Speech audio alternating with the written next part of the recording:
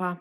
So this is part 1 of 2 parts of reviewing the 2 things that I built that I showed you briefly earlier. And this one I have changed since then. So I'll do this one in this video. And then I'll film the next one later. So before you saw it, it was more like an off-road back drivetrain and suspension because of how low it was and how much travel it had. But I took the suspension idea from the steering, and then I implemented it onto this. And so, except in this one, I used the harder shocks because, with a race car, you can't have loose shocks because then they'd be bouncing everywhere and scraping the bottom of their car. So, and also to prevent further scrapage, something fell off. To prevent further scrapage, actually, I should tell you, these yellow shocks, I have 2 types of shocks. The yellow ones, they have double the spring, so they're twice as hard, and these are the gray shocks, and they're much softer. So I tried to use that method on that one right here, and it was still really loose. I'm not sure why. Maybe because of the way I put it. So I used the other 2 because they came in a set of 4, and I wasn't using them on the front. So I put the other 2 in the back, and so now it's really tough. And so, yeah, I'll show you how much travel it has. It has about that much travel. I know it's a lot of travel, except, you're not really gonna see a race car, that would probably, hit into the frame and bottom out. Yeah, race cars don't need that much travel, and they probably aren't gonna use it. So, here's this, and I used these more racing tires. I know they're a little small compared to the rest, but it's really all I had. And so it's about 1 to 1.75 gear ratio here. So it makes it so there's less stress on whatever's powering it. So there's more torque. So I guess faster acceleration, maybe. I don't know. Yeah, faster acceleration. So this is how I've changed it. And the drivetrain is the exact same as what you saw last time. It's just a bunch of universal joints in there. There's 4 on each. Then they just spin and turn each other, and they can move freely, which makes the suspension work.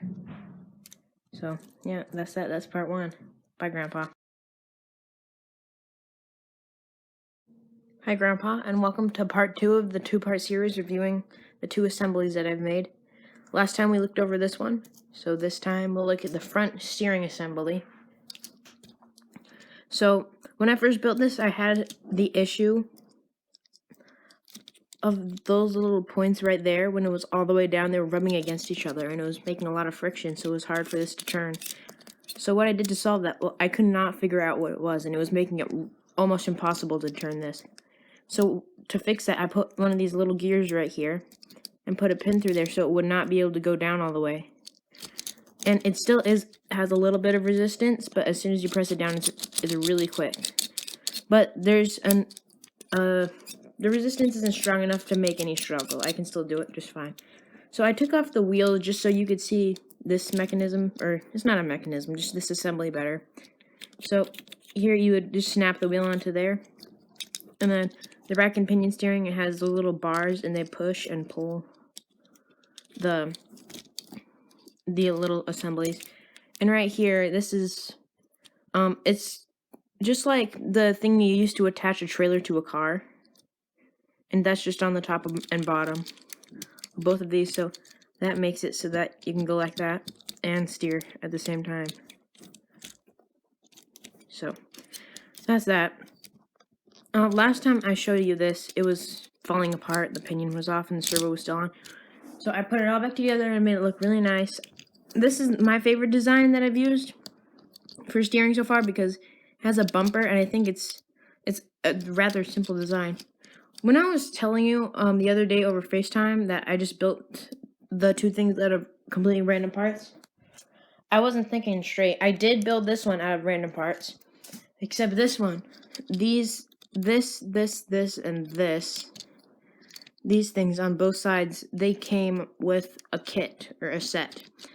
And the set had front wheel. It was front wheel drive, and I don't know where the axles went for the front wheel drive because this assembly takes a specific one that fits into there, so we couldn't do 4-wheel drive.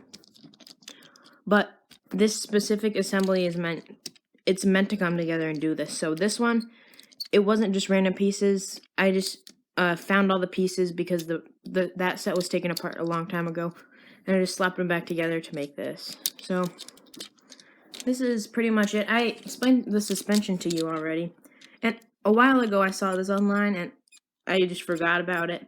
And I saw one like it, and that reminded me of the first one that I saw, and so that's what inspired me to do something like this.